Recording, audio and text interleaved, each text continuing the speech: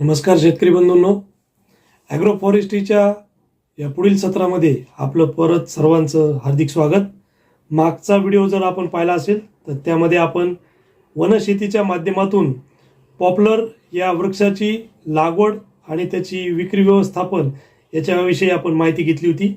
आजचा दुसऱ्या भागामध्ये आपण निलगिरी या वृक्षाची लागवड ॲग्रो फॉरेस्ट्रीच्या माध्यमातून कशी करता येते, त्याचा काय भाव आहे, कुठे कुठे ते विकलं जातं, कुठल्या प्रदेशांमध्ये ते आपल्याला करता येऊ शकतं, या सर्वांची आपण माहिती घेणार आहोत. तर आपण नवीन पाहत असाल माझ्या चॅनलला तर मला विनंती आहे आपल्याला की तुम्ही या चॅनलला सबस्क्राईब करून घ्या, जेणेकरून आपल्याला ॲग्रो फॉरेस्ट्रीचे जे व्हिडिओ आहेत ते आपल्याला यापुढे नेहमी सतत चांगल्या पद्धतीनं पाहता येतील. तर सुरू करूयात. निलगिरी वृक्ष लागवड या ॲग्रो फॉरेस्ट्रीमधील शेतीच्या साठी आपण माहिती घेत आहोत. तर निलगिरीलाच सफेदा असं देखील म्हणतात. हा जो आहे तो वृक्ष 5 ते 6 वर्षामध्ये आपल्याला शेतकरी बंधूंनो तयार होणार आहे.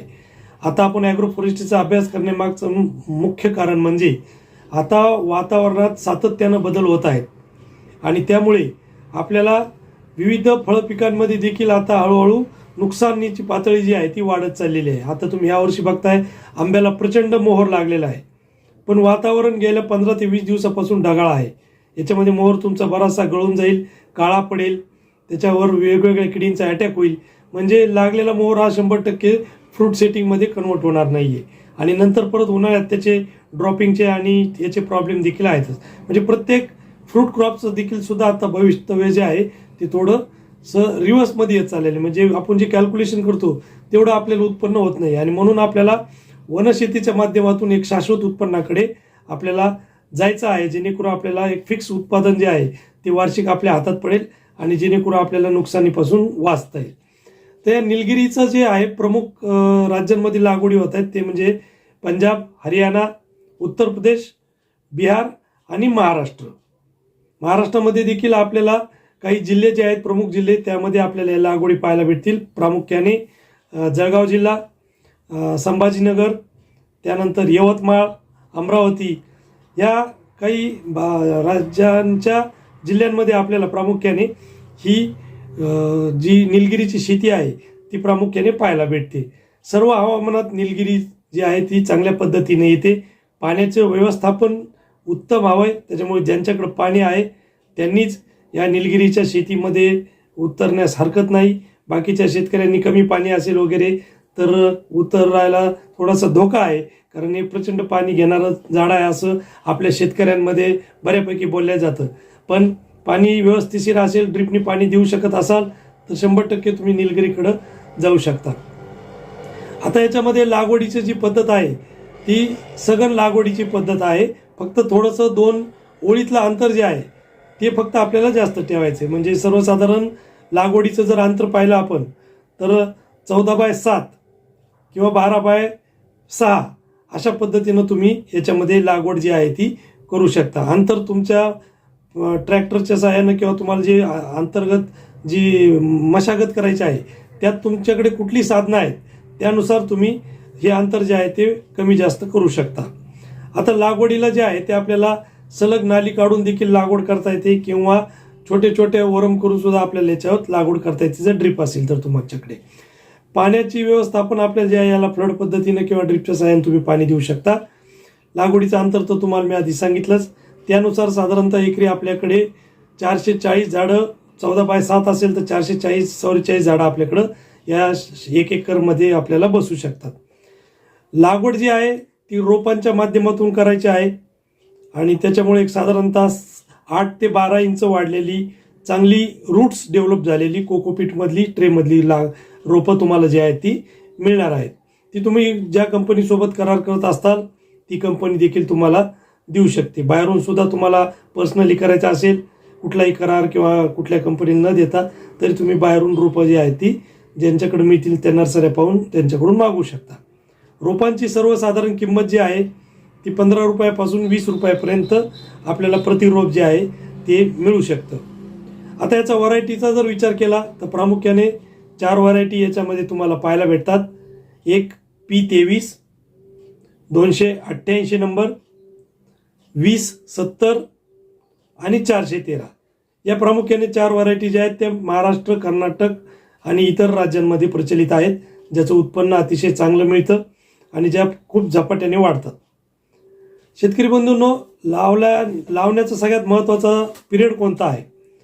तर आपल्याकडे जनरली आपण पाहतो की कुठली लागवड असेल आपल्याकडे तर ती पावसाळ्यातच होते. म्हणून जून जुलै हा जो पिरियड आहे आपल्याकडचा पावसाळ्याचा, या पिरियडमध्येच आपण निलगिरीची लागवड जी आहे ती करावी, जेणेकरून झाडं जी आहेत ती आपली लवकरात लवकर सेट होतील आणि त्याच्यामध्ये मरीचं जे प्रमाण आहे ते अत्यंत कमी राहील. या निलगिरीमध्ये पहिल्या 6 महिन्यामध्ये सगळ्यात महत्त्वाचं काम आपल्याकडं असतं ते म्हणजे स्वच्छता राखणं. आपल्याकडे नेहमी पावसाचा पिरियड असतो ना, अतिशय एकामागे एक सलग पाऊस जर चालू झाला तर आपल्याला शेतामध्ये खुरपणी देखील करता येत नाही आणि त्याच्यामुळं तिथे प्रचंड गवताचा प्रादुर्भाव जो आहे तो आपल्याला दिसून येतो. पण निलगिरीला जर तुम्ही खाली गवत वाढू दिलं ॲटलिस्ट त्याच्या रूट झोनच्या आसपास, तर तुम्हाला लक्षात येईल की निलगिरीला ज्या फांद्या फुटणार आहेत त्या फांद्या तुम्हाला कमी फुटलेल्या जाणवतील आणि याच्यामुळं तुम्हाला झाड जे आहे ते सरळ वाढलेलं दिसेल. तर हे सरळ वाढलेलं झाड थोडंसं आपल्याला हितकारक नाही आहे, कारण जेवढं खालून याला फुटवा फुटेल तेवढं हे झाड चांगलं डेरेदार बनेल आणि पुढं चालून हे झाड जे आहे ते झुकणार नाही, कारण याला चांगला डेरा पकडल्यामुळं हे झाड जे आहे ते झुकणार नाही आणि त्याच्यामुळे तुमची झाडं वेडी वाकडी वाढणार नाहीत, त्याला आधार देण्याची तुम्हाला गरज पडणार नाही. म्हणून सर्व शेतकऱ्यांना नम्र विनंती आहे की जे पण कुणी निलगिरीची शेती करत असतील त्यांनी पहिल्या 6 महिन्यामध्ये आपलं शेत अतिशय स्वच्छ राखणं गरजेचं आहे. याला तुम्हाला तणनाशक मारता येणार नाही, कारण तणनाशक मारलं तर तुम्ही खाली वाफ होईल आणि ती वाफेमुळे याची पानावर स्कॉर्चिंग येईल आणि स्कॉर्चिंगमुळे तुमची झाडं बऱ्यापैकी जळू शकतात, शेंडासुद्धा याचा जळू शकतो. त्याच्यामुळे शक्यतो तणनाशक मारण्याचं याच्यामध्ये टाळा. खतांचं व्यवस्थापन म्हणलं तर याला सुरुवातीला तुम्ही चांगल्या पद्धतीनं कुजलेलं शेणखत जे आहे मे महिन्यातच टाकून व्यवस्थिशीर तयार करा. ठिबकनी पाणी द्यायचं आहे. जर तुम्ही 20 mm ची लॅटरल वापरली आणि पर डे तुमचं 1.5 फुटावरचं जे ड्रिपर आहे त्या 1.5 फुटावरच्या ड्रिपरनी साधारणतः तुम्ही 8 ते 16 लिटर पाणी जर पर डे देत असाल तर निश्चितच तुमची जी निलगिरी आहे ती अतिशय चांगल्या पद्धतीनं वाढणार आहे. त्यानंतर पुढे चालून आपल्याला जे महत्त्वाचं आहे की याला शक्यतो रोगराई कुठली नाही. कीड व्यवस्थापनामध्ये आपल्याला 1-2 बाबींचं लक्ष ठेवायचं आहे. जी खोडाला लागणारी कीड आहे त्या किडींसाठी आपल्याला थोडंसं लक्ष ठेवायचं आहे, जेणेकरून आपलं एक झाड जे आहे ते अत्यंत महत्त्वाचं आणि उत्पन्न देणार आहे. त्याच्यामुळे या किडी व्यवस्थापनाबद्दल थोडंसं तुम्ही लक्ष ठेवा. त्याच्यावर येणारी कुठली कीड आली तर ती वेळेस त्याचं व्यवस्थापन जे आहे तुम्ही करून घ्या. आता सगळ्यात महत्त्वाचं काय आहे की निलगिरी लावायची तर याचं मार्केटिंग कुठं आहे? तर बऱ्याचशा कंपन्या याच्यामध्ये करार पद्धतीनं देखील तुमच्यासोबत याचं मार्केटिंगचा करार करतील. स्वतः ते रोपं देतील आणि तुमच्याकडून तयार झालेला पक्का माल जो आहे तो खरेदी करतील.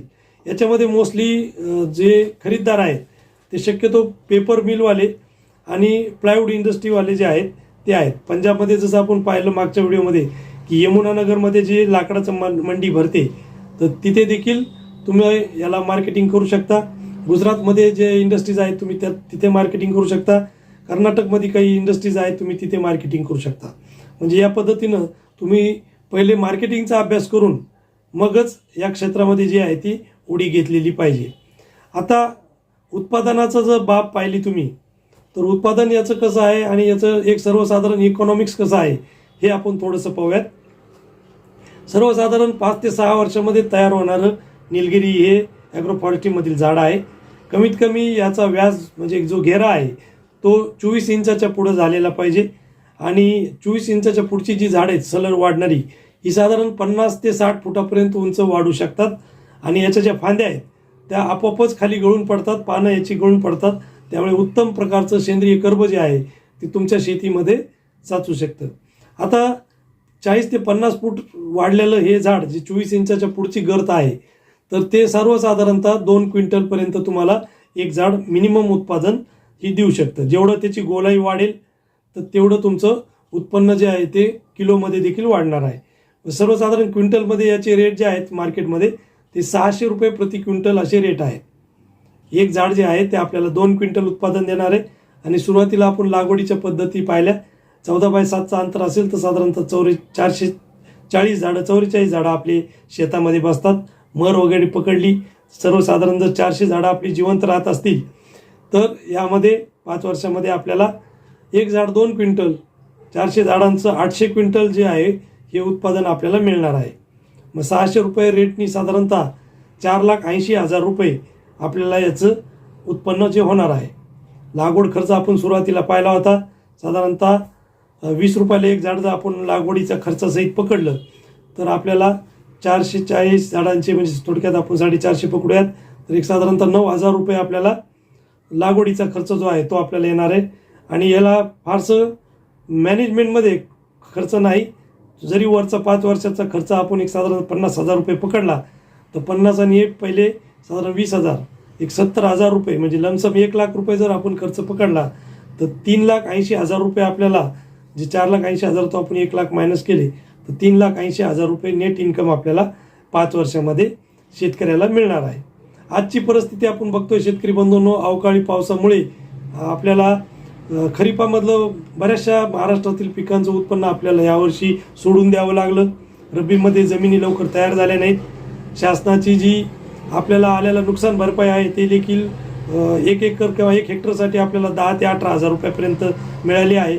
म्हणजे 6 महिन्याचं पीक तर आपलं गेलंच, पण शिवाय आपल्याला जे पैसे मिळाले ते पण अत्यल्प होते. मग अशा ठिकाणी आपण वनशेतीच्या माध्यमातून एक शाश्वत उत्पन्नाकडे जर थोडंसं वळालो, ज्यांच्याकडे 5 एकर शेती आहे त्यांनी 1 एकर 2 एकरपासून सुरुवात करून हळूहळू 5 एकरपर्यंत अंतर वाढवत जाऊन आपण जर वनशेतीकडे वळालो तर निश्चितच आपल्याला या शेतीच्या माध्यमातून फायदा होईल. आत्ताच्या ज्या हायब्रिड व्हरायटी निलगिरीच्या आहेत त्याच्यामध्ये एक कटिंग झाल्यानंतर त्यातूनच परत दुसरी कटिंग देखील आपल्याला मिळते. मोस्टली जेवढे आम्ही वनशेतीचे आपणास शेती रिकमेंड करणार आहोत त्यात शक्यतो 2 पिकं हे येतच असतात. त्याच्यामुळे आपल्याला त्या पद्धतीनं आपल्याला 2 पिकांचं उत्पादन एकाच लागवडीच्या माध्यमातून आपल्याला मिळणार आहे.